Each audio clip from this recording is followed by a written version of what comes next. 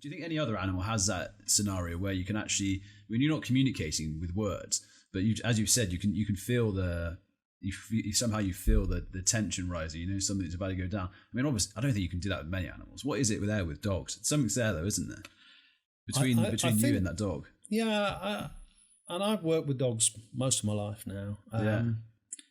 I think one of the things with that sort of work with dogs is that you are taking dogs to an extreme level. Yeah.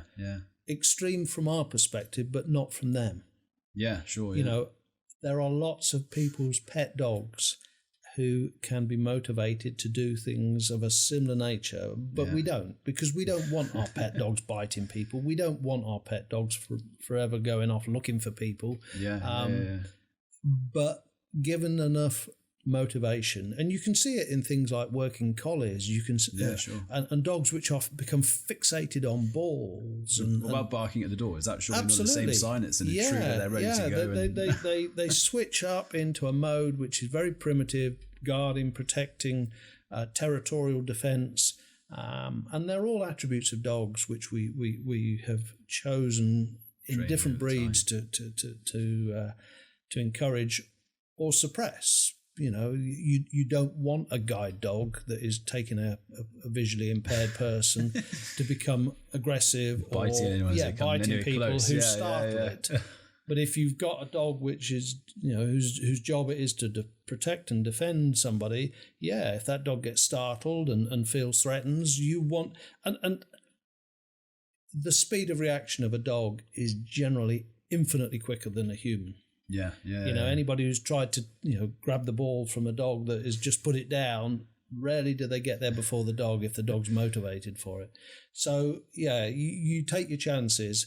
And there's lots of police dogs that have been stabbed and injured and shot over the years. So really there's more truth to Scooby-Doo than we ever thought. I mean, it could be a murder mystery. What about Great Dane? What are Great Danes like? Any good or... Well, historically they were. Historically, a Great Dane was a boarhound. It was bred for hunting wild boar. They've got to be tough then, because boar have huge, big teeth, don't they? Yeah, I mean, sadly, in this day and age, a lot of breeds have been selected for characteristics which are more sort of anthropomorphic. They look cute. They are passively responsive to humans, so they give us sort of social interaction which we like. They'll sit there and you can stroke them and they're cuddly and they look like small babies. They've got flat faces with puggy noses and big eyes that look like a child as an infant.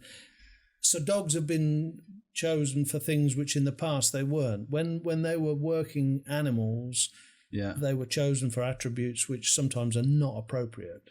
And it was one of the things I was going to sort of touch on in my latter years. Now I've retired from the police and I'm not training police dogs. Yeah, sure. And we can move on to that next if you want.